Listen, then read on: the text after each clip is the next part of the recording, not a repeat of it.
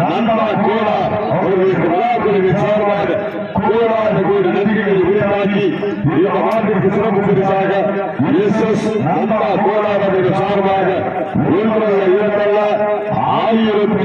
சிறப்பு பரிசை எவ்வாறு வழங்க காத்துக் கொண்டிருக்கிறார்.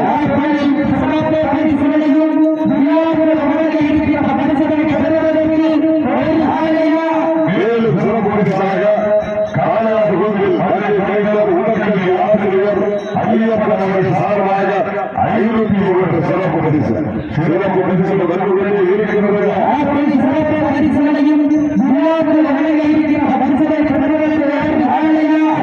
கல்லூரி மாணவர்களாக பொருளிலிருந்து பார்ப்போம் அதை வந்ததற்கு இருக்கின்ற நண்பர்களா